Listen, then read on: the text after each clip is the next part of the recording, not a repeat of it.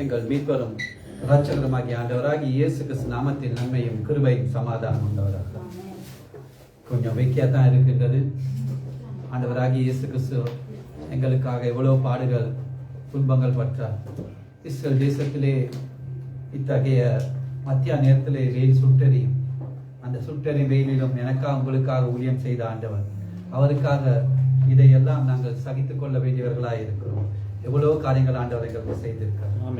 இன்றைக்கு தியானத்துக்கு உதவியாக ஏசாயா 36:4 எடுத்து வாசிப்போம். ஏசாயா 36:4 அதுல கடைசி பந்தியை மட்டும் வாசிப்போம். கடைசி பந்தி. நீ நம்பி இருக்கிற இந்த நம்பிக்கை என்ன? இன்னைக்கு எல்லாத்துக்கும் ஒவ்வொரு நம்பிக்கை இருக்கும். பாப்போம் சில ஆட்களோட நம்பிக்கை என்னன்னு. நிஷாட நம்பிக்கை என்ன? என்ன நம்பிக்கை உங்களோட? கர்த்தர் பாதுகாப்பார். என்ன கர்த்தர் என்ன செய்வார்? பாதுகாப்பார். பாமக்கட நம்பிக்கை என்ன?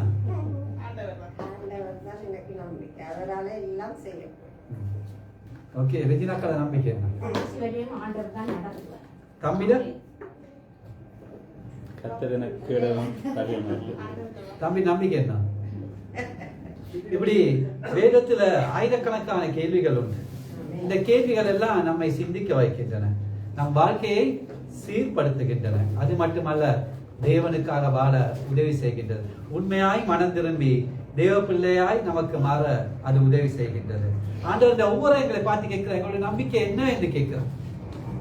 இந்த பாருங்க, வாழ்க்கை முழுவதும் ஒரு நம்பிக்கையின் அடிப்படையில தான் வேலை செய்யறோம். ஆகவே நாங்க நைட்டுக்கு இரவு நித்திரை போறோம்னா காலையில எழுந்திருப்போம் என்ற நம்பிக்கையோட நாங்க நித்திரைக்கு போறோம். அப்படித்தானே?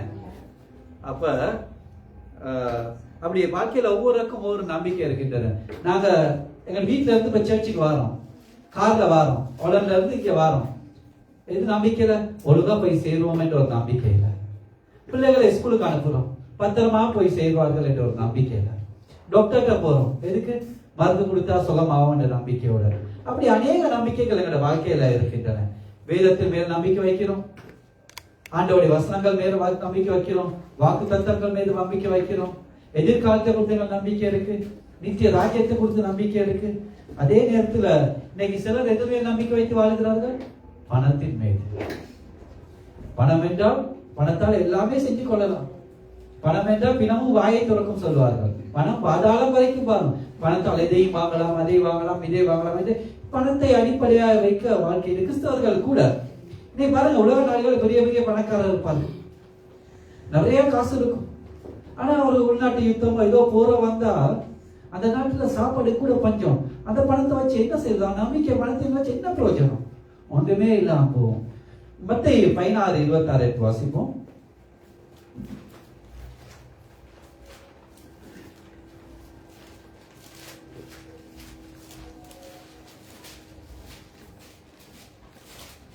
மனுஷன் உலகம் முழுவதையும் ஆதாயப்படுத்திக் கொண்டாலும் தன் ஜீவனை நஷ்டப்படுத்தினால் அவனுக்கு லாபம் என்ன?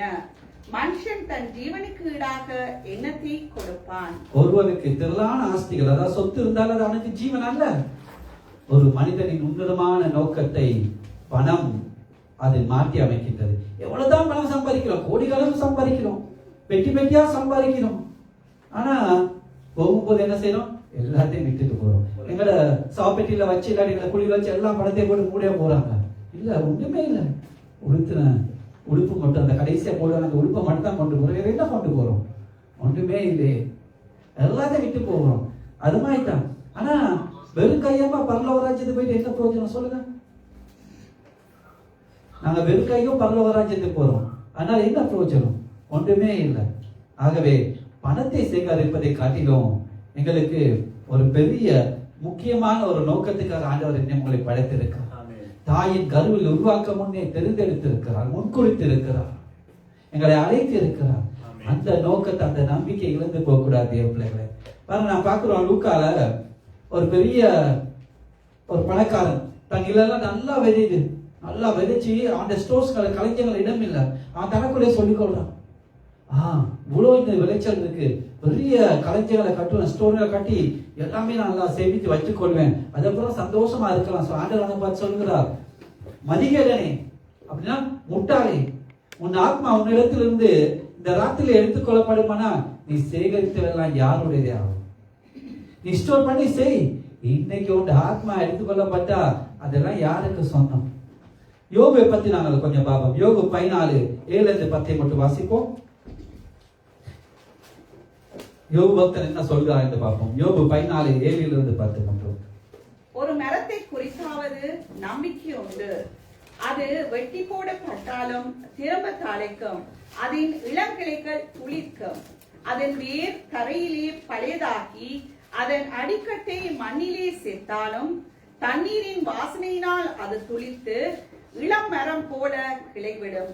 மனுஷனோ வென்றால் செத்த பின் ஒளிந்து போகிறான், மனுபுத்திரன் ஜீவித்து போன பின் அவனங்கே. நாங்க செத்தப்புறம் ஒன்றுமே இல்லை. ஆக யோபு தன் நம்பிக்கை எது மேல? காசு, பணம், சொத்து, பொன், வெள்ளி, ஆஸ்தி அது மேல வைக்கவில்லை. அவர் சொல்கிறார், நான் பொன்னின் மேலே நம்பிக்கையை வைத்து அதை பார்த்து நீ என் ஆதரவு என்று சொன்னால் அது எனக்கு அக்கிரமா இருக்கும்.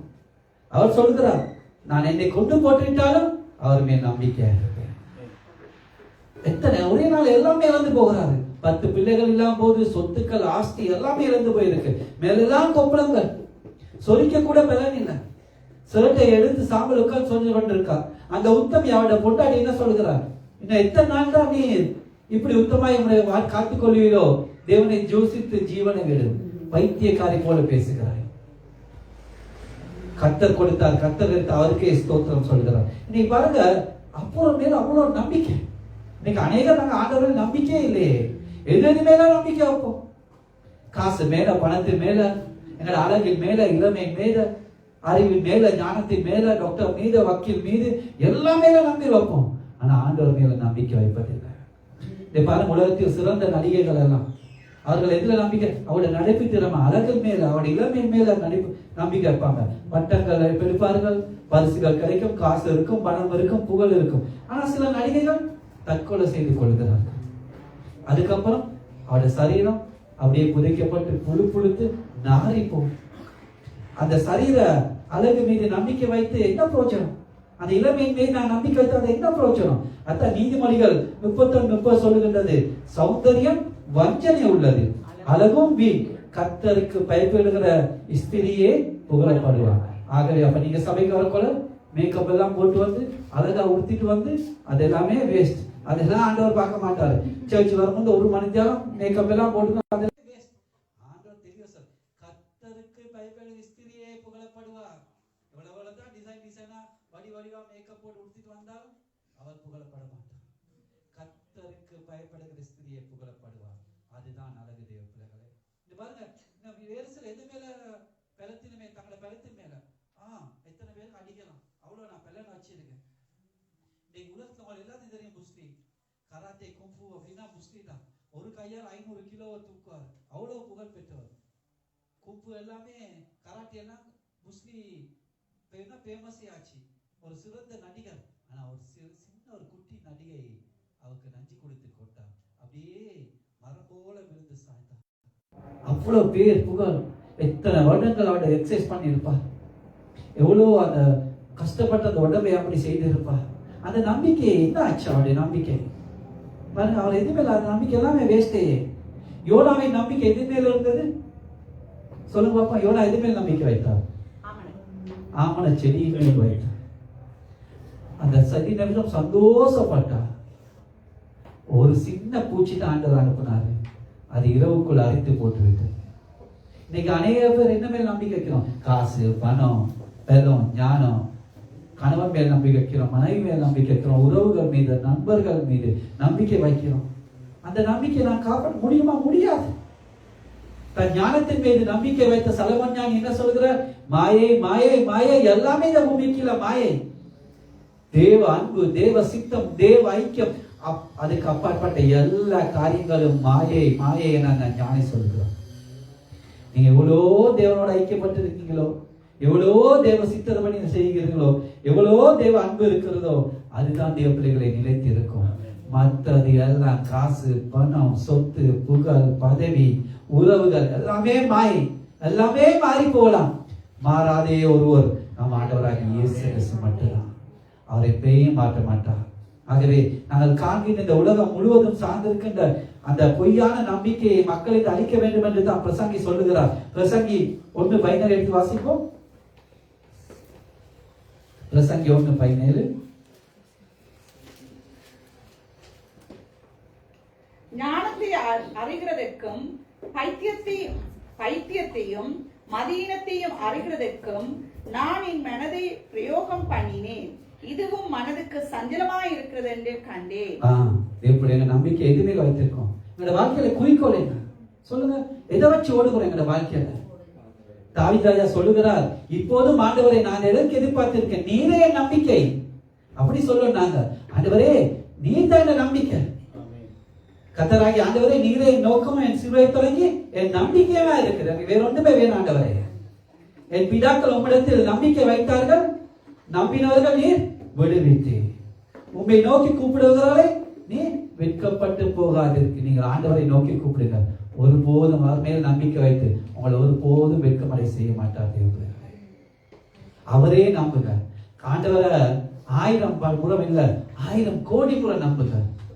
வேற ஒன்று மேல நம்பிக்கை வைக்க அவரை நம்புங்க. அவர் மேல் நம்பிக்கை இருக்க மனுஷன் பாக்கியவான். அவர் மேலே நம்பிக்கை. ஜனங்களே எக்காலத்திலும் அவர் நம்புங்கள். அவர் சமூகத்தில் உங்கள் இருதயத்தில் ஊட்டி விடுங்கள். தேவன் நமக்கு அடைக்கலமாய் இருக்கிறார். அவரே நம்புங்க. நண்பர்கள், உறவுகள், அவர் இவர் எல்லாமே கைவிடலாம். ஒரு நேரம் ஒரு சூழ்நிலை கூட ஏன் சொந்த மனைவி, அம்மா, அப்பா கூட எங்களை மாறலாம். ஆனா மாறாதவர், நம்பிக்கை வைக்கக்கூடிய ஒரே ஒருவர் என்றால் நம்ம ஆண்டவராகிய இயேசு கிறிஸ்து. எனக்கு அவங்களுக்கு ஜீவனை கொடுத்தவராக அதே எவ்வளவா எங்களை நேசிக்கிறார். நாங்கள் எது மேலே நம்பிக்கை வைக்கிறோம்? காசு, பணம் மேலேயா, அழகின் மேலேயா, சொத்தின் மேலேயா, எது மேல வைக்கிறோம்? 4 காரியங்களை கொடுப்போம். முதலாவது பிலிப்பியர் 3:20.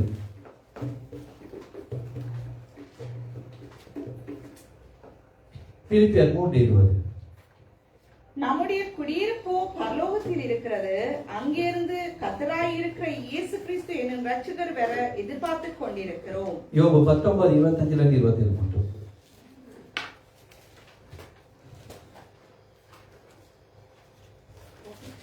யோபு 19:25-27. என் மீட்பர் உயிரோடு இருக்கிறார் என்றும் அவர் கடைசி நாளில் பூமியின் மேல் நிற்பார் என்றும் நான் அறிந்திருக்கிறேன். இந்த என் தோல் முதலானவை அழுகி போன பின்பு நான் என் மாம்சத்தில் இருந்து தேவனை பார்ப்பேன், அவரை நானே பார்ப்பேன். அந்நிய கண்கள் அல்ல, என் கண்களே அவரை காணும். இந்த வாஞ்சியால் என் உள்ளந்திரியங்கள் எனக்குள் சோர்ந்து போகிறது. அன்பானவர்களே, எங்களுடைய எல்லாமே முதலாவது நம்பிக்கை ஆண்டவராகிய இயேசு கிறிஸ்துவின் வருகையை கொடுத்த நம்பிக்கை இருக்கும். அதுக்காகத்தான் நான் வாழணும். என் ஆண்டவர் வருவார். யோபு சொன்னது போல அந்நிய கண்கள் அல்ல, என் கண்களே இந்த ஆண்டவரை பார்க்கும். அந்த நம்பிக்கை எங்களுக்கு கொண்டவர்களே, என்னதான் பாடுகள் வந்தாலும், வேதனை வந்தாலும், துன்பங்கள் வந்தாலும், கவலைகள் வந்தாலும், நஷ்டங்கள் வந்தாலும், நிந்தைகள் வந்தாலும், அவமானங்கள் வந்தாலும், அந்நிய கண்கள் அல்ல, என் கண்களே இந்த ஆண்டவரை காணும். அந்த நம்பிக்கை இருக்கணும். ஆண்டவராகிய இயேசு கிறிஸ்துவின் வருகை கொடுத்த நம்பிக்கை கொண்டே இருக்கு. இந்த உலகம் நம்பிக்கை இல்லாத உலகம். ஏன்னா இந்த உலகம் அக்கினிக்கு இரையாக வைக்கப்பட்டிருக்கின்றது. பஞ்சபூதங்களும் வெந்து உருகி போகும். இந்த உலகத்தை போல 40,000 உலகங்கள் வந்தாலும் அதை அழிக்கக்கூடிய அணு ஆயுதங்களை கண்டுபிடித்து வைத்திருக்காரு. இந்த பெல்ஜியத்துக்கு ஒரு மிஷன்ல அணு ஆயுதத்தை போட்டு அப்படியே ஒரே நிமிஷம் அழிஞ்சு போயிடும். நாங்க ஒரு நிரந்தர உலகத்தை வாழுகிறோம். இந்த பொருளாதார நிபுணர்களை கேட்ட என்ன சொல்வார்கள்? வளர்ந்து போகிற சனத்தொகைக்கு ஏற்ப உணவு உற்பத்தி இல்லை. ஆகவே இந்த கொஞ்சம் வருஷத்துல இந்த எக்கனாமிக்ஸ் எல்லாம் சொல்றாங்க, மனுஷன் சாப்பிடும் காலம் வருமா. இன்னைக்கு எக்கனாமிக் புக்ஸ் வாசிக்கொள்ள சொல்றாங்க. அவ்வளவு மனுஷ சனத்தொகைக்கு உணவு தட்டுப்பாடு, உணவு இது இல்லை. இன்னைக்கு விஞ்ஞானிகளை கேட்ட என்ன சொல்லுகிறார்கள்? இன்னைக்கு இந்த புகைகள் அப்படியே நச்சு காட்டுகள்லாம் செய்து அப்படியே வானமண்டலத்தை மாசுபடுத்திக் கொண்டிருக்கிறது. கார்ல இருந்து வர புகைகள், தொழிற்சாலை புகைகள், எங்கெல்லாம் கரிவு அமில வாய்கள் எல்லாம் செய்து எங்கள் சுகாதாரத்தை கேடுபடுத்தி கொண்டிருக்கின்றனர். தேவப்பிள்ளைகளே, அதுதான் இப்ப சைக்கிள் பாய்க்க சொல்றாங்க, எலக்ட்ரானிக் அந்த கார் எல்லாம் வருது. அதுக்கு தான் மனிதன் செலவழிக்கின்ற ஒவ்வொரு வினாடியும் தேவப்பிள்ளை அவன் அறிந்தோ அறியாமலோ அவன் கல்லறை நோக்கி ஓடிக்கொண்டிருக்கிறான். அவன் புதையிட்டு போகிற நேரத்துக்கு ஓடிக்கிறான். அவனுடைய சரீரங்கள் புரிந்து அறிந்து தின்னும் நாட்களை நோக்கி ஓடிக்கொண்டிருக்கான். அது நாற்றம் எடுத்து போகும் நாட்களை ஓடிக்கின்றான். இன்னைக்கு யாருக்குமே நம்பிக்கை இல்லை. எதிர்காலத்தை கொடுத்து நாங்க இறந்த என்ன ஆகும்? யாராவது யோசிக்கிறாங்களா? நல்லா குடிப்போம், சந்தோஷமா இருப்போம், குடிப்போம், எல்லாமே செய்வோம். ஆனா நான் செத்தா எங்க போவேன்? நான் வாழ்றது 70 வருஷம் 80 வருஷத்தை மட்டும் நான் வாசி பார்க்கிறேன். ஓகே, 100 வருஷம் வச்சுக்கணும். அதுக்கப்புறம் இந்த வாழ்க்கை அதை பத்தி யாருமே சிந்திக்கிறேன் சொல்லுங்க. ஆனா தேவனுடைய பிள்ளைகளே, நமக்கு நம்பிக்கை உண்டு. ஆண்டவராகிய இயேசு கிறிஸ்து என்ன சொல்றார்? நானே உயிர்த்தெழுதலும் ஜீவனுமாய் இருக்கிறேன். என்னை விசுவாசிக்கிறவன் மரித்தாலும் பிழைப்பான். உயிரோடு தேவனை விசுவாசிக்கிறவன் என்றென்றைக்கும் மறியாமல் இருப்பான். அந்த அவர் மேல் நம்பிக்கை வைக்கும் தேவ பிள்ளைகளை. ஆண்டவராகிய இயேசு கிறிஸ்து மரித்து உயிர்த்து பரலோகம் சென்றார். அவர் மீண்டும் வருவார். அவர் தேவதூதரோடு வருவார், பரிசுத்தவான்களோடும் வருவார். அவரை நம்முடைய கண்களே காணும், அந்நிய கண்கள் அல்ல, நானே காண்பேன் என்ற நம்பிக்கையோடு வாழணும் தேவ பிள்ளைகளே. பாருங்க, ஆண்டவராகிய இயேசு கிறிஸ்து பரலோகத்தில் எடுத்துக்கொள்ளப்படுகிறார். சீடர் எல்லாம் வந்து பார்த்து கொண்டிருக்கிறார்கள். அப்படியே பார்த்து கொண்டிருக்கும் போது ஒரு மேகம் மறைக்குது. அப்படியே ஆண்டவர் எடுத்துக்கிறார். அப்ப வெள்ளை உடைந்த தேவதூதன் சொல்லுகிறார், நீங்கள் என்னத்தை பார்த்து கொண்டிருக்கிறீர்கள்? எப்படி உங்கள் கண்களுக்கு முன்பாக எடுத்துக்கொள்ளப்பட்டவர் அப்படியே திரும்பி வருவார் என்று சொல்கிறார்கள். தேவ பிள்ளைகளே, ஆண்டவராகிய இயேசு கிறிஸ்துவின் அந்த வருகை கொடுத்த நம்பிக்கை எங்களுக்கு எவ்வளவு ஒரு உற்சாகத்தை கொடுக்கின்றது. அந்த அவர் வருகையில எங்களை பாடுகள், வேதனை, துன்பங்கள், அவமானங்கள் எல்லாமே நீங்க, போராட்டங்கள் இந்த எல்லாமே நீங்கி போயிடும் தேவ பிள்ளைகளே. ஆதி திருச்சபைகள் பயங்கரமான உபத்திரவங்கள் வழியாக சென்றன. அநேக இரத்த சாட்சியை மறித்தார்கள். இன்று எங்களுக்கு சபைக்காக, ஆண்டவருக்காக என்ன செய்யணும்? ஒரு அர்ப்பணிப்பு இல்லாம இருக்கும். ஆனா ஆதி திருச்சபையார் ஆண்டவருக்காக இரத்த சாட்சியை மறித்தார்கள். அவர்கள் மறிக்கும் போது இயேசு சீக்கிரம் வருகிறார் என்ற உயிர்த்தெழுந்த நம்பிக்கையோட மறித்தார்கள். அவர்கள் ஒருவரோட பார்க்கும் போது என்ன சொல்வார்கள்? மாறனாதா, இயேசு வருகிறார் என்று. தேவர்களே, நம்முடைய நம்பிக்கை ஆண்டவராகிய இயேசு கிறிஸ்து இருந்தால் வருகை மீது இருக்கும். கர்த்தர் தாமே ஆராத்தவர் தேவதூதரோடு பிரதான எக்காலத்தோட வானத்தில் இறங்கி வருவார் என்ற நம்பிக்கை இருக்கணும். அந்த பழைய ஏற்பாடு பரிசுத்தவான் யோசேப்புக்கு அந்த நம்பிக்கை இருந்தது. தன் எலும்பை கொடுத்து கட்டளை கொடுக்கிறார். தான் இறக்கும் நாளிலே, அவர்கள் தேவனை சந்திக்கும் நாளிலே அந்த எகிப்திலிருந்து எலும்பை கொண்டு போக சொல்லுகிறார். 430 வருஷத்துக்கு அப்புறம் அந்த எலும்பை தோண்டி எடுக்கிறார்கள். 40 வருஷம் அந்த எலும்பை சுமந்து செல்கிறார்கள். அதுக்கப்புறம் தான் அந்த மக்கபேலா என்ற குகையிலே அதை புதைக்கிறார்கள். பாருங்க, அந்த எலும்புக்கு கூட உயிர்த்தெழுந்த நம்பிக்கை இருந்தது தேவ பிள்ளைகளே. ஆகவே எங்களுடைய அப்போஸ்தலர் பவுலடிகளுக்கு அந்த நம்பிக்கை இருக்காங்க. கிறிஸ்து எனக்கு ஜீவன், சாவு எனக்கு ஆதாயம் என்று சொல்லுகிறார். மரணமே உன் கூரங்கே, பாதாளமே உன் ஜெயம் எங்கே என்று வெற்றி முழக்கம் விட்டார் தேவ பிள்ளைகளே. தேவ மனிதனான் டிஎல் மூடி என்ன தெரியுமா சொல்லுகிறார்? நான் அவர் மறிக்கும் தருவாயிலே அந்த நேரத்தில் சொன்னார், நான் மறித்து போனேன் என்று சொன்னால் நீங்கள் நம்பாதிருங்கள். நான் மறிக்கவில்லை, இன்று எனக்கு முடிசூட்டு விழா. நான் தேவனுடைய சமூகத்திலே அங்கு மகிமையை நான் வீட்டிருப்பேன். அவருடைய அந்த நேரம் நான் தேவனோடு கூட ஜீவனும் மகிமை உள்ளவனாய் வாழ்ந்திருப்பேன் என்று சொல்லுகிறார். யாரும் நான் இருந்தேன் என்று சொன்னால் விசுவாசிக்காங்க என்று சொல்லுகிறார். பாருங்க, ஒரு மனிதன் கோழி முட்டையோடு சேர்த்து கழுகு முட்டையும் கோழிக்கு அடக்காக்க வச்சு விட்டான். அப்ப அது குஞ்சு பொறிச்ச போது அடக்காத்து கோழி குஞ்சுக்கும் கழுகு குஞ்சுக்கும் நிறைய வித்தியாசம் இருந்துச்சு பார்க்கணும். கோழி குஞ்சுகள் எல்லாம் என்ன செய்யும்? குப்பை மேல போடு, குப்பை மேட்டுக்கு குப்பை சாப்பிட போய் கொண்டிருக்கும். ஆனா கழுகு குஞ்சுகள் எப்பயுமே ஆகாயத்தை பார்த்து கொண்டே இருக்கும். அது அப்படியே வளர்ந்து ஒரு நாள் தாய் கழுகு ஒன்று பறந்து போறது கண்டு அதுகள் அப்படியே மேல பாய்ந்தாங்க. கோழிகள் என்ன செய்து ஊத்த சாப்பிடுறாங்க. கழுகுகள் அதே போலத்தான் கர்த்தருக்காக காத்திருப்பவர்கள் புது பலன் அடைந்து கழுகுகளை போல செட்டை அடைத்து எழுப்புவார்கள். அந்த நம்பிக்கை இருக்கணும். ஆண்டவராகிய இயேசு கிறிஸ்து வருவா, எங்களுடைய திருச்சபை எடுத்துக்கொள்ளப்படும் அந்த நம்பிக்கையோடு இருக்கணும். நீங்கள் வெளிப்படும் போது அவர் இருக்கிற வண்ணமாய் நாங்கள் அவரை தரிசிப்பதால் நாம் அவருக்கு ஒப்பா இருக்கோம் நடந்து இருக்கிறோம். ஆகவே இப்படிப்பட்ட நம்பிக்கை நமக்கு இருக்கணும். நான் சொன்னோம், அவர் சுத்தமுள்ளவராய் இருக்கவும் நாங்கள் சுத்தமுள்ளவராய் இருக்கோம். ஏன்னா ஆண்டவர் என்ன சொல்கிறார்? அது சுத்தம் இல்லாமல் தேவனும் ஒருவனும் தரிசிக்க முடியாது. யாரா இருக்கா, நீ என்ன செய்யலாம்? நீ பரிசுத்தம் இல்லாமல் தேவனை தரிசிக்கவே முடியாது. நீ பிரசங்கம் பண்ணலாம், ஊழியம் செய்யலாம், வர்ஷிப் பண்ணலாம், என்ன வேணாலும் செய்யலாம். ஆனா பரிசுத்தம் இல்லாமல் தேவனை தரிசிக்க முடியாது. நாங்கள் எங்களுடைய நம்பிக்கை ஆண்டவருடைய அந்த இயேசு கிறிஸ்து வருகை கொடுத்திருக்கோம். தேவ இரண்டாவது யோவான் 14:2-3 வசனங்களை வாசிப்போம். யோவான் 14:2-3 வசனங்கள். என் பிதாவின் வீட்டில் அநேக வாசஸ்தலங்கள் உண்டு. அப்படி இல்லாதிருந்தால் நான் உங்களுக்கு சொல்லி இருப்பேன். ஒரு ஸ்தலத்தை உங்களுக்காக ஆயத்தம் பண்ண போகிறேன். நான் போய் உங்களுக்காக ஸ்தலத்தை ஆயத்தம் பண்ணின பின்பு நான் இருக்கிற இடத்திலே நீங்களும் இருக்கும்படி நான் மறுபடியும் வந்து உங்களை என்னிடத்தில் சேர்த்துக் கொள்ளுவேன். இரண்டாவது, எங்களுடைய நம்பிக்கை முதலாவது ஆண்டவராகிய இயேசு கிறிஸ்துவின் வருகை மீது இருக்கணும். அவருடைய வாசஸ்தலங்கள் மீது இருக்கும் நம்பிக்கை ஆண்டவராகிய இயேசு கிறிஸ்து எனக்காக உங்களுக்காக ஆயத்த பண்ணிருக்க அந்த நித்திய வாசஸ்தலங்கள் மேல இருக்கும். அந்த நித்திய வீட்டின் மேல இருக்கணும். ஆண்டவர் சொல்கிறார், நீங்கள் கிறிஸ்துவனோட கூட இருந்ததுண்டானால் அவருடைய சொல்லுகிறார், கிறிஸ்து தேவனுடைய வலது பாசத்தில் வீட்டிற்கு மேலானவைகளை தேடுங்கள், பூமியில் அல்லவே அல்ல மேலானவைகளை தேடுங்கள் என்று சொல்லுகிறார். எங்களுக்கு இந்த உலகத்துல பூமியில ஒரு சொந்த வீடு இல்லாம இருக்கலாம். சில நேரம் வாடகை வீட்டுல இருக்கலாம். நிறைய நிந்தைகள், பாடுகள், வேதனை, துன்பங்கள் எல்லாமே இருக்கலாம். ஆனா கவலைப்பட தேவையில்லை அன்பானவர்களே. ஆண்டவர் சொல்ல, பிதாவின் வீட்டில் அநேக வாசஸ்தலங்கள் உண்டு. ஆனப்படியே நான் உங்களுக்காக ஒரு ஸ்தலத்தை ஆயத்தம் பண்ண போகிறேன்னு சொல்ல, அதன் மேல நம்பிக்கை வைங்க. இந்த வீடு, இந்த பூமியில எத்தனையோ 10 வீடு, 15, 20 வீடு இருந்தாலும் ஒன்றுமே நிரந்தரம் இல்லை. அங்கே எங்களுக்காக நிரந்தரமாக ஆண்டவர் ஒரு ஸ்தலத்தை ஆயத்தப்படுத்திருக்கிறார். நம்மிட குடியிருப்போ பரலோகத்தில் இருக்கின்றது. அங்கு பிதாவாகிய தேவன் இருக்கிறார். என் ஆண்டவராகிய இயேசு கிறிஸ்து பிதாவின் வலது பாசை வீட்டு இருக்கிறார். அங்க நித்திய கிரீடங்கள் இருக்கின்ற, நித்திய வாசஸ்தலங்கள் இருக்கின்ற, நித்திய வீடுகள் இருக்கின்ற. எங்கள் எதிர்காலம் நம்பிக்கையும் அதுவாதான் இருக்கும். தேவப்பிள்ளைகளே, நான் முந்தியெல்லாம் தேவ சமூகத்துக்கு நான் போய் சொல்ல மாட்டேன். முந்தியெல்லாம் எங்க ஞாபகங்கள், எங்க சிந்தனைகள் எல்லாமே வேறையா இருக்கும். அதை செய்யணும், இதை செய்யணும், காசு இருக்கணும், அந்த நாட்டுக்கு போகணும், இந்த நாட்டுக்கு போகணும், நிறைய இதுகள் இருக்கும்.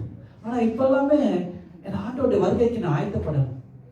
என் ஆண்டவருக்காக நான் என்ன செய்யணும், அதே தான் என் சிந்தனை, நோக்கம் என்ன எல்லாமே இந்த வாழ்க்கையில என் ஆண்டவருக்காக வாழணும். ஆண்டோட வருகையில நான் கைவிட, நம்ம சொல்லியிருக்கேன், அந்த கைவிடப்பட்டா எவ்வளவு வேதனை, துன்பம் இருக்கும்னு நான் அதை அனுபவிச்சிருக்கேன். இதுல 2 மணிக்கு நான் அழுத்திருக்கேன். ஒரு நாள் அந்த கைவிடப்பட்ட அனுபவம் எனக்குள்ள வந்து அவ்வளவு வேதனை, தாங்க முடியாத அனுபவம். தொடர்ச்சியா 2 மணிக்கு அழுத சொன்ன, அது விடிய 3 மணில இருந்து 5 மணி மட்டும் தூக்கமே அழுத. ஐயோ நான் கைவிடப்பட்டேன்னு, அது தாங்க முடியாது. ஆண்டவர் சொல்றார், பிதாவின் வீட்டு அநேக வாசஸ்தலங்கள் உண்டு என்று. பிதாவின் வீடு என்று சொல்லப்படுகின்றது பழைய ஏற்பாடு பரிசுத்தவான்களின் வாசஸ்தலங்களை குறிக்கின்றது. அங்கு ஆபிரகாமை போல விசுவாச வீரர்கள் ஆபிரகாமின் இடத்துக்கு வருவாங்க. அங்க அபார்ட்மெண்ட் ஒவ்வொன்று இருக்கும். ஈசாக்கை போல தியான புசருக்கு வேறையா இருக்கும். யாக்கோபை போல தேவனோட போராடி மேற்கொள்ள வேறா இருக்கும். தேவ பிள்ளைகளை, ஆகவே பழைய ஏற்பாடு பரிசுத்தவான் பிதாவின் அநேக வாசஸ்தலம் இருந்தாலும் ஆண்டவராகிய இயேசு கிறிஸ்து எனக்காக உங்களுக்காகவும் ஒரு இடத்தை ஆயத்த பண்ண போகிறார். அந்த பழைய ஏற்பாட்டு பரிசுத்தவானுக்கு இல்லாத ஒரு மேன்மை நமக்கு தர விரும்புகிறார். ஆமென். எவ்வளவு விசேஷித்த தேவ பிள்ளைகளே, அவ்வளவு விசுவாச வீரர்கள், யோசப்பு, மோசே, ஆபிரகாம், நோவா, அவ்வளோ எல்லாத்தையும் வச்சுக்கோங்க. அவங்களுக்கு இல்லாத ஒரு மேன்மை எங்களுக்கு தானது இருக்கா. என்ன சொல்ற, நான் இருக்கிற இடத்தில் நீங்களும் இருக்கும்படி நான் மறுபடியும் வந்து உங்களுக்கு என்னத்தை சேர்த்துக் கொள்வேன் என்று சொல்லுகிறார் தேவ பிள்ளைகளே. உங்களுக்கு தெரியுமா, புர்னே நாட்டு சுல்தான், அவரு உலகத்திலே ஒரு 10 வருஷத்துக்கு அவர்தான் பெரிய கோடீஸ்வரர். உலகத்திலே முதல் பணக்காரர் இருந்தார். அவருடைய அரண்மனையிலே 1788 அறைகள் இருந்தது. எல்லாம் பொன், வெள்ளி, பளிங்கு, முத்துக்கள், அப்படி விலையுயர்ந்த கற்கள்லாம் செஞ்சிருப்போம். 1788 ரூம்ஸ் இருந்துச்சு. அப்ப நம்முடைய ஆண்டவர் எவ்வளவு பெரிய கோடீஸ்வரர், வானத்தையும் பூமியையும் படைத்தவர், பொன்னும் வெள்ளியும் அவருடையது. அப்ப அவர் 2000 வருடங்களாக பிள்ளைகளே எனக்கும் உங்களுக்கும் ஆயத்த பண்ணப்பட்டிருக்கிற அந்த வாசஸ்தலங்கள் எவ்வளவு வடிவாக இருக்கும் பாருங்க. உலகத்தில் இருக்க பணக்காரங்க ரூம்ஸ் எல்லாம் அப்படி இருந்தா ஆண்டவர் எனக்கும் உங்களுக்கும் ஆயத்த பண்ண வீடு எவ்வளவோ இருக்கும். ஏன்னா உலகத்திலேயே ஐஸ்வர்யவான், உலகத்தை படைத்த பரமன் ஆண்டவராகி இயேசு கிறிஸ்து. பாருங்க, அந்த மத்திய ஆகாயத்திலே ஆட்டுக்குட்டியோட கல்யாணம் இருந்து வரும்போது அவரோட கரையில்லாத கற்புள்ள மனவாட்டியாக நாங்கள் நிற்போம். ஏன்னா பழைய ஏற்பாட்டு பரிசுத்தவான் அவர் தோழ வேண்டிய ஸ்தானத்தான் வருவார்கள். ஆனா நாமோ அவருடைய இரத்தத்துக்கும் சரத்துக்கும் சொந்தமான மனவாட்டி ஸ்தானத்துக்கு வருவோம். கொஞ்சம் சிந்தித்து பாருங்க. சில நேரம் வேத்த வருஷம் சிந்திக்கணும். 6 நாள்ல ஆண்டவர் உலகத்தை உருவாக்கினான். 6 நாள்ல உருவாக்கின உலகம் எவ்வளவு வடிவா இருக்கு. நாங்க எத்தனையோ நாடுகளுக்கு வழியே போறோம். ஒவ்வொரு நாடுகளை பார்க்கிறோம், அவ்வளவு வடிவா இருக்கும். சுவிட்சர்லாந்து எல்லாம் பாருங்க, இலங்கையில எவ்வளவு வடிவான இடங்கள் இருக்கின்றன. எத்தனை நாடுகள், எத்தனை வடிவான இடங்கள் இருக்கின்றன. ஆனா என் அருமை உண்மை ஆண்டவர். எனக்காகவும் உங்களுக்காக ஜீவனை கொடுத்தவர். 2000 வருடங்களாக தன்னுடைய பிள்ளைகளுக்காக தன் சரீரமாகிய மனவாட்டிக்காக அவர் ஆயத்தப்பட்டிருக்க அந்த மகிமுள்ள நித்திய வாசஸ்தலங்கள் எவ்வளவு வடிவா இருக்கு. அதே மேல் நம்பிக்கை இருக்கணும் தேவ பிள்ளைகளே. அதான் பவுலடிகள் சொல்லுகிறார், பூமிக்குரிய கூடாரமாகிய நம்முடைய வீடு அழிந்து போனாலும் தேவனால் கட்டப்பட்ட கைவேல் இல்லாத நித்திய வீடோ பரலோகத்தில் நமக்கு அறிந்திருக்கிறோம். ஏனெனில் இந்த கூடாரத்தை நாம் தவிர்த்து நம்முடைய பரம வாசஸ்தலத்தை தரித்துக் கொள்ள மிகவும் வாஞ்சை உள்ளவர்களாய் இருக்கிறோம் என்று. அந்த வாஞ்சை வேணும். காசு பணம் சொத்து எல்லாமே அழிந்து ஒரு நிமிஷத்துல போயிடும். நினைக்க இதெல்லாம் நிலை இல்லை. நான் காக்கின்ற வானம் பூமி எல்லாமே ஒரு நாள் சுருட்டப்பட்டு போய்விடும். புதிய வானம் புதிய பூமி தோன்றும் தேவ பிள்ளைகளே. பரம எருசலேத்தின் சீயோனை நாம் காண்போம். அந்த தேசம் முழுமையான தேசம். அங்க இருள் இல்லை. அங்க ஆட்டுக்குட்டியானவர் விளக்கம் வெளிச்சமாயிருப்பார். அவருடைய மனவாட்டியாகிய அவருடைய சரீரமாகிய திருச்சபையாகிய நாங்கள் மகிழ்ந்து களி கூர்ந்து கொண்டிருப்போம்.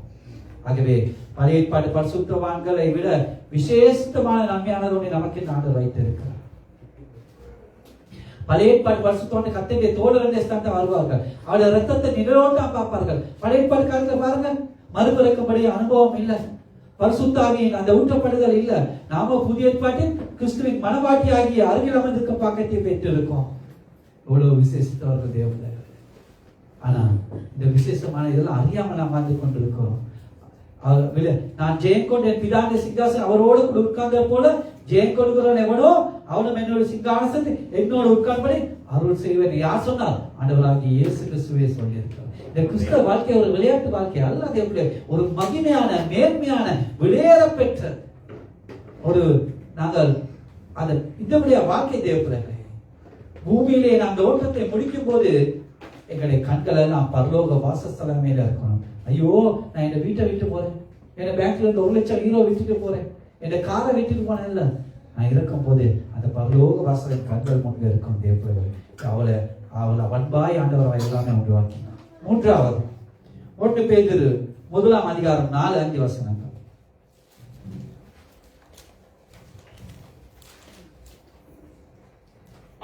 அவர் இயேசு கிறிஸ்து மரித்தோரிலிருந்து எழுந்ததினாலே அழியாததும் மாசற்றதும் வாடாததுமாகிய சுதந்திரத்துக்கு ஏதுவாக ஜீவனுள்ள நம்பிக்கை உண்டாகும்படி தமது மிகுந்த இரக்கத்தின்படியே நம்மை மறுபடியும் ஜெனிப்பித்தார்.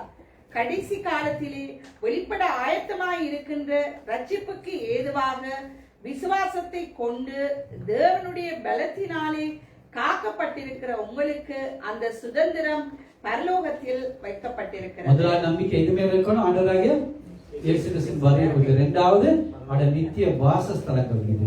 3வது சுதந்திரங்கள் மேல் நம்பிக்கை இருக்கணும். நமக்கு பரலோக சுதந்திரங்கள் உண்டு தேவ பிள்ளைகளே. நித்திய சுதந்திரங்கள் உண்டு. அங்க ஜீவ கிரீடம், பாடாத கிரீடம், மகிமை கிரீடம், நீதியின் கிரீடம், மகிழ்ச்சியின் கிரீடம், விதவிதமான கிரீடங்கள் இருக்கின்றன. அது மட்டுமல்ல, ஜீவ நதி ஓரத்திலே ஜீவ விருட்சத்தின் கனியை புசித்து நான் ஜீவனை பறிப்படுவோம். நாங்கள் உரிமையான அந்த பரலோக ராஜ்யத்துக்கு செல்லும் போது 1000-10000 தேவதூதர் எனக்கு உங்களுக்கு பணிவிடை செய்ய காத்து கொண்டிருக்கிறார். அந்த ஜீவனில் ஒரு தேசத்தில் எங்களுக்கு ஜீவிக்கும்படி சில எவ்வளவோ மகிழ்ச்சியானது. அதான் சங்கீதக்காரன் சொல்கிறார், கர்த்தர் என் சுதந்திரமும் என் பாத்திரத்தில் பங்குமானவர், என் சுகத்தை தேவரையே காப்பாற்றுகிறேன். நேர்த்தியான இடத்தில் எனக்கு பங்கு கிடைத்ததாம் சிறப்பான சுதந்திரம் எனக்கு உண்டு என்று சொல்லுகிறார். தேவ பிள்ளைகளே, அந்த நித்திய சுகந்தங்கள் பரிசுத்த பவுலடிகள் நம்பிக்கை வைத்தார். அதுக்காகவே வாழ்ந்தார். அதான் சொல்ற என்ன சொல்றார்? தன்னுடைய ஓட்டத்தை முடித்து நல்ல போராட்டத்தை போராடினேன், ஓட்டத்தை முடித்தேன், விசுவாசத்தை காத்துக்கொண்டு இது முதல் நீதியின் கிரீடம் வைக்கப்பட்டிருக்க. நீதி உள்ள நியாயாதிபதியாக கர்த்தர் அந்நாளே எனக்கு தருவார். எனக்கு மாத்திரமல்ல, அவர் பிரசன்னமாகுதலை விரும்பும் யாவருக்கும் அதை தந்தருள்வார். ஆகவே நிச்சயமாக எங்களுக்கும் அது கிடைக்கும் தேவ பிள்ளைகளே. அந்த நித்திய சுதந்திரம் எங்களுக்கு நம்பிக்கை இருக்கணும். பரலோகத்தில் உங்களுக்கு பொக்கிஷங்களை சேர்த்து வைங்க. அங்க பூச்சியாவது துருவாவது கெடுக்கிறதும் இல்லை, அங்க திருடர்கள் கள்ளமிட்டு திருடுறதும் இல்லை. அங்கே உங்கள் பொக்கிஷம் எங்க இருக்குது, அங்கத்தான் உங்கள் இதயம் இருக்கும். அப்ப வீட்டுல ஒரு 10,000-15,000 நீங்க பரலோகத்துல எல்லாமே சேர்த்து வச்சா ஆண்டவருக்காக வாழ்ந்து உங்களுக்கு இல்லை. ஆனா இப்ப வீட்டுல இருந்தாலும், வீட்டுல காசு பணம் நகை வச்சா உங்களோட இறுதி அங்கதான் இருக்கும். இங்க இருந்தாலும் அப்படிதான் நிறைய பேருக்கு அப்படிதான். சபைக்கு ஐயோ வீட்டுல காசு வச்சுட்டு வந்திருக்கேன், வீட்டுல வீரோட நகையை பூட்டிட்டு வச்சிருக்கேன். ஆனா அவர் சொல்ற, நீ பரலோகத்தை செஞ்சுவாய், அங்க திருட வாழ்றதும் இல்லை, பூச்சி துருகாப்படுறது இல்லை. இங்க சில நேரம் எலி கடிச்சு போனாலும் தெரியாது, ஸ்ரீலங்காவில் காசுல எலி கடிக்கும். ஆகவே நீங்க சேர்க்கிற பொக்கிஷங்களை பரலோகத்துல சேர்த்து வைங்க. இந்த உலகத்தில் வாழ்ந்த அத்தனை பேரும் தேவ பிள்ளைகளே, பிறந்த பிள்ளை முதல் இனி பிறக்க போகும் பிள்ளை வரை அத்தனை பேரும் ஒரு நாள் நியாயத்துக்கு முன்பாக நிற்க வேண்டும், நியாய தீர்ப்புக்கு முன்பாக நிற்க வேண்டும். ஆனா தேவனுடைய பிள்ளைகளா எங்களுக்கு இல்லை, என்ன இல்லை ஆக்கினை தீர்ப்பு இல்லை. ஏனென்றால் நமக்கு வர வேண்டியது ஆக்கினை தீர்ப்பு இயேசு கிறிஸ்து சிலுவையிலே வந்து விட்டது. ஆனா ரோமர் 8:1 சொல்லுகின்றது, நான் ரட்சிக்கப்பட்டேன், சபைக்கு வந்தேன், ஞானஸ்தானம் எடுத்தேன், நான் சபைக்கு வந்து கொண்டு போயிருக்கேன், சனிக்கிழமை ஞாயிற்றுக்கிழமை போறேன், நல்லா ட்ரம் அடிக்கிறேன், பிரசங்கம் பண்றேன், வர்ஷிப் செய்கிறேன், எனக்கு ஆக்கின தீர்ப்பு இல்லை சொல்றார். ரோமர் 8:1 தெளிவாக சொல்லுகிறார், ஆனபடியால் கிறிஸ்து இயேசுக்குட்பட்டவர்களாய் இருந்து மாம்சத்தின்படி நடவாமல் ஆவியின்படி நடக்கிறவர்களுக்கே ஆக்கின தீர்வு இல்லை. நீ சபைக்கு வரலாம், ஊழியம் செய்யலாம், பாஸ்டரா இருக்கலாம், பெரிய மூப்பரா இருக்கலாம், மேப்பரா இருக்கலாம், நீ என்ன வேணாலும் இருக்கலாம். ஆனால் கிறிஸ்து இயேசுக்குள்ள மாம்சத்தின்படி நடந்தா உனக்கு இருக்கு. மாம்சத்தின்படி நடக்காமல் ஆவியின்படி நடக்கிறவர்கள் தான் ஆக்கினை தீர்ப்பு. பிரசங்கம் பண்ணுகிறார்கள், நீ ஞானஸ்தானம் எடுத்தா போதும், சபைக்கு வந்தா போதும், உனக்கு ஆக்கின தீர்ப்பு இல்ல, நீ ரட்சிக்கப்பட்ட உடனே உனக்கு ஆக்கின இல்ல. பில வேதம் தெரியாதவர்கள் எல்லா சபைக்கு ஜனங்கள் இருப்பதாக சொல்றார்கள். அன்பானவர்களை வஞ்சித்து போவாதீர்கள். நாங்கள் ஆவியின்படி நடக்கிறவர்கள் தான் ஆக்கின தீர்ப்பு என்று பரிசுத்த பவுல் தெளிவாய் சொல்லியிருக்கிறார்.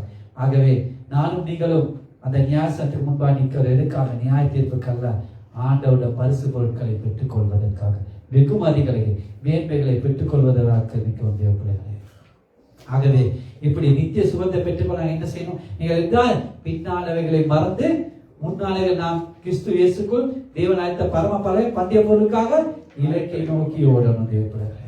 பாருங்க, சாதாரண ஒரு ரேஸ்ல ஓட்ட பந்தயத்துல ஃபர்ஸ்ட் செகண்ட் தேர்ட் பிரைஸ் கொடுப்பாங்க. ஆனா ஆவிக்குரிய ஓட்டம் அப்படி இல்லை. யாரெல்லாம் பொறுமையோடு ஓடி முடிக்கிறார்களோ அவர்கள் எல்லோரும் பெற்றுக்கொள்ளத்தக்க ஓடுகிறார்கள். இந்த பாருங்க, ரேஸுக்கெல்லாம் போறவங்க எல்லாமே நல்லா ரன்னிங் பண்றவங்க பாருங்க, சாப்பிட மாட்டாங்க, புரோட்டீன் சாப்பிடுவாங்க, நல்லா விட்டமின் சாப்பிடுவாங்க. அது என்னதுக்கு எல்லாமே ஒரு ஒரு கப் எடுக்கிறாங்க, ஒரு மெடல் எடுக்கிறாங்க. அது அழிவுள்ள கிரீடம். ஆனா நாங்களோ என்னதுக்கு? அழிவில்லாத கிரீடத்தை பெறும்படி ஓடுகிறோம் தேவ பிள்ளைகளே. ஆகவே ஆண்டவர் சொல்ல, நீ மரணம் வரைக்கும் உண்மையாயிரு, அப்போது ஜீவ கிடத்தை உனக்கு தருவேன். ஆனாலும் ஒரு எச்சரிக்கிறார், உன் கிடத்தை ஒருவனும் எடுத்துக் கொள்ளாதபடி உனக்குள்ளதை பற்றி கொண்டு சொல்லுகிறார். ஆக எங்களுக்கு ஜீவ கிடத்தை நானும் நீங்களும் நம் முடிப்பதை நாம் பாதுகாத்துக் கொள்ளும் தேவ பிள்ளைகளே. ஆகவே மேகம் போனதுக்குள்ளான எத்தனை சாட்சிகள் நம்மை சூழ்ந்து இருக்கின்ற, பாரமான யாவட்டை நம்மை சுற்றி இருக்கின்ற பாவத்தையும் தள்ளிவிட்டு விசுவாசத்தை துவக்கிறவரும் முடிக்கிறவருமான ஆண்டவராகிய இயேசு கிறிஸ்து நியமித்த ஓட்டத்திலே பொறுமையோடு ஓட கடவுள் தேவ பிள்ளைகளே. ஆகிய அந்த நித்திய சுதந்திரம் மேல் நம்பிக்கை வைத்து நாங்கள் ஓடணும். முதலாவது எங்க நம்பிக்கை, ஆண்டவராகிய இயேசு கிறிஸ்து வருவார், அவர் வருகையில் நான் நிற்கப்படுவேன், அந்த நம்பிக்கையோடு இருக்கணும். இரண்டாவது, அவர் எனக்கு ஆயத்தப்பட்ட நித்திய வாசஸ்தலம் இருக்கணும். மூன்றாவது, நான் அவருக்காக உண்மையாய் ஊழியம் செய்து அவர் எங்களுக்காக எங்களுடைய விசுவாசத்தை காத்துக்கொண்டு எங்களுக்காக வைத்த நீதி கிரீடம், ஜீவ கிரீடம், மகிமை கிரீடம், அப்படி அந்த கிரீடங்கள் நித்திய சுதந்திரம் இல்லை. கடைசியாக கொலோசியர் 3ஆம் அதிகாரம் 3-4 வசனங்கள். கொலோசியர் 3ஆம் அதிகாரம் 3-4 வசனங்கள். ஏனென்றால் நீங்கள் மரித்தீர்கள், உங்கள் ஜீவன் கிறிஸ்துவுடனே தேவனுக்குள் மறைந்திருக்கிறது. நம்முடைய ஜீவனாகிய கிறிஸ்து வெளிப்படும் போது நீங்களும் அவரோடே கூட மகிமையிலே வெளிப்படுவீர்கள். நாலாவது, நித்திய ஜீவனில் நம்பிக்கை வைக்கணும் தேவைப்படும். அதான் எங்களுக்கு தேவை. நமக்கு எல்லோருக்கும் ஒரு நம்பிக்கை உண்டு. அது என்ன? நித்திய ஜீவனை கர்த்தர் எங்களுக்கு தருவார் என்ற நம்பிக்கை இருக்கணும். ஆண்டவர் என்ன சொல்றார்? திருடவும் கொல்லவும் அழிக்கவும் வருகிறான், வேறொன்றுக்கும் வரான், நானோ அவைகளுக்கு ஜீவன் உண்டாக்கும்படியாய் அது பரிபூர்ணபடியாய் வந்தேன் என்று சொல்லுகிறார். அந்த நித்திய ஜீவன் நான் பிறந்த, அதுதான் தேவப்பிள்ளைகளுக்கு வேணும். உலகம் வந்து ஆசை, இச்சைகள் எல்லாமே ஒரு நாள் ஒழிந்து போகும். சொத்துக்கள், உறவுகள் எல்லாமே போயிடும். யாருமே எங்களோட வரமாட்டாங்க. கணவன் வரமாட்டாங்க, மனைவி வரமாட்டாங்க, பிள்ளைகள் வரமாட்டாங்க, யாருமே இல்லை. ஆனா எங்களோட கடைசி மட்டும் இருப்பது ஆண்டவராகிய இயேசு கிறிஸ்து. நித்திய ஜீவனை பெற்று தேவன் நாங்கள் ஜீவனை பரிபூர்ணபடியா தேவனுக்கு என்றென்றைக்கு இருக்கும்படியா வாழணும். ஆகவே இதன் நிமித்தம் இக்கால பாடுகள் இனி வரும் வெளிப்படுமாய்க்கு ஒப்பிடத்தக்கவை அல்ல. ஆகவே என்னதான் ஆண்டவராய்க்குள்ள பாடுகள் வரலாம், வேதனை வரலாம், துன்பங்கள் வரலாம், கஷ்ட வாழ்க்கை, ஒரு அற்பற்பான வாழ்க்கை. நான் எப்போ சொல்ற போது கிறிஸ்தவ வாழ்க்கை ரோஜா பஞ்சு வைத்த வாழ்க்கை அல்ல, முள்ளுள்ள வாழ்க்கை. எவ்வளோ பாடுகள், வேதனை, துன்பங்கள், நம்பிக்கை தான் வேணும். எத்தனை பேர் இந்த சபையில நம்பிக்கைகள் வாழ்ந்தாங்களே. உதாரணம் பார்த்து எத்தனை வருஷம் பார்த்து விசாக்காவை வெயிட் பண்ணி 5 வருஷம் வேலை இல்லை. 5 வருஷம் சபைக்கு தவறாம வந்திருப்போம். அந்த 5 வருஷத்துக்குள்ளேயும் சபைக்கு காரியங்கள் போட்டு தசம்பாகம் போட்டு வந்துட்டு வேலை இல்லை, நம்பிக்கை. யாக்கோபு தான் கிட்டத்தட்ட 20 வருஷம். எத்தனையோ பேர் அப்படி தனிஞ்ச கூட எனக்கு கடைசியில் எல்லாமே முடிச்சு. எனக்கு விசுவாசம் இல்லை. நான் சொன்ன நம்பு ஏனும். நான் டிரைவர் லைசன்ஸ் எடுத்துப்போ நான் சொன்னேன், ஆனால் எனக்கு செய்ய மாட்டேன். இந்த முறை போயிட்டு பாரு, நான் சாட்சியா சொல்றேன். போயிட்டு அந்த கிழமையில பாஸ் பண்ணி எனக்கு புதன்கிழமை ஈவினிங் அடிக்கிற அண்ணன் நான் பாஸ் பண்ணிட்டேன். நம்பிக்கை. அவனே நம்பிக்கை இல்லாமல் எத்தனையோ முறை இது விட்டு சொன்னா அண்ணன் நான் இனி செய்ய மாட்டேன். இந்த முறை கடைசியா போயிட்டு பாரு, ஆண்டவர் செய்வாரு. நல்ல ஞாபகம் இருக்கு. புதன்கிழமை ஈவினிங் சொன்னா அண்ணன் நான் பாஸ் பண்ணிட்டேன். அப்படி எவ்வளவு பேர் நம்பிக்கையில வந்தாங்க சபைக்கு. எத்தனை பேர் ஆசீர்வாதங்களை பெற்றாங்க. ஆண்டவர் மேல் மட்டும் நம்பிக்கை வைத்தாங்க. இன்னும் நிறைய பேர் மாட்டேன் ஆண்டவர் நம்பாதவங்க எல்லாம் வைத்தாங்க. ஆண்டவர் நம்பினவங்க எல்லாம் நிலைச்சிருக்காங்க. எத்தனையோ பேர் நாங்கள் சொல்லலாம் தேவப்பிள்ளைகள். ஆகவே நாங்கள் பெற்ற நித்திய ஜீவனை காத்துக்கொள்ளும்படி நித்தியமான காரியங்களுக்காக நாங்கள் வைராக்கியமா இருக்கோம். ஒவ்வொரு நாளும் நாங்கள் பெற்றிருக்க அந்த ஜீவன்ல பறிபோடும் தேவப்பிள்ளைகள். என்ன தான் பாடுகள் வந்தாலும், நஷ்டங்கள் வந்தாலும், துன்பங்கள் வந்தாலும், ஆண்டவராகிய இயேசு கிறிஸ்துவுக்கு அனுபவித்தங்களை யாருமே பிரிக்க முடியாது. எல்லாமே தாங்கிக் கொள்ளணும். அப்ப எத்தனையோ பேர் இன்னைக்கு உங்களுக்கு சனிக்கிழமை டபுள் சம்பளம், ஞாயிற்றுக்கிழமை ட்ரிபிள் சம்பளம் போய் வேலை செய்யலாமே. எத்தனை அர்ப்பணிப்புகள் மத்தியில் நான் வாழும். ஏன் ஆண்டவராகிய இயேசு கிறிஸ்து எனக்கு எல்லாமே செய்வார். ஏன்னா நாங்க அவருக்காக எதே இருந்தாலும் என்னுடைய வாழ்க்கை சொல்றோம். டிப்பாக டபுள் டிபிள் ஆண்டவர் தருவார். ஒரு நாளும் இதாக மாட்டோம். எங்களுக்கு ஒரே ஒரு வாழ்க்கை தேவப்பிள்ளைகளே, அது தேவனுக்காக பிரயாசப்படுற வாழ்க்கையா இருக்கட்டும். ஏன்னா எனக்காக ஜீவனை கொடுத்த அன்பு ரட்சனுக்காக ஊழியம் செய்யற வாழ்க்கையா இருக்கட்டும். தேவனுக்காக எங்களை வாழ்க்கையை நாங்கள் ஒப்பு கொடுப்போம். உண்மையா எங்களை உள்ளத்தை ஊற்றி கொடுத்தா போய்க்கு ஆண்டவருக்கு அர்ப்பணிக்காமல் ஆண்டவர் செய்வார் என்று எதிர்பார்க்காங்க. நீங்கள் ஏதாவது ஆண்டவருக்கு செய்யணும். நான் இப்படியே தான் ஆண்டவர் ஆசீர்வாதம். ஒரு நாள் உங்களுக்கு ஆசீர்வாதம் கிடைக்காது. நீங்க ஏதாவது தியாகம் பண்ணணும் ஆண்டவருக்காக. ஆண்டவர் நல்லவர், கிருபை உள்ளவர், நிச்சயமா செய்வார். ஆனாலும் ஆண்டவர் சொல்றார், தேவனுடைய ராஜ்யத்தை நீதியும் தேடுங்கள், அவர் எல்லாமே கிடைக்கும். நான் தேவனுடைய ராஜ்யத்தை நீதியும் தேட மாட்டேன், நான் எல்லாம் செய்வேன், அதை செய்வேன், இதை செய்வேன். அது நம்பிக்கை இல்லை தேவப்பிள்ளைகளை. ஒப்பு கொடுங்க வாழ்க்கையை, அவருக்காக பிரயாசப்படுங்க. எங்களை மனக்கண்களுக்கு முன்பாக அந்த நித்திய ஜீவனும் நித்திய ராஜ்யமும் இருக்கட்டும். ஆகிய முதல் தேவனுடைய ராஜ்யத்தை நீதியை தேடுங்க, அப்போது இவையெல்லாம் உங்களுக்கு கொடுக்கப்படும் என்று ஆண்டவர் சொல்லுகிறார். ஆகிய எங்கள் நம்பிக்கை எதிர்நிலை இருக்கணும். முதலாவது ஆண்டவராகிய இயேசு கிறிஸ்து வருகையை குறித்து. 2வது அவர் ஆயத்தப்பட்ட நித்திய வாசஸ்தலங்கள் மேல இருக்கணும். 3வது நித்திய சுதந்திரங்கள் மீது. 4வது நித்திய ஜீவன் மேல இருக்கணும். ஆகவே நான் எழுந்திருப்போமா?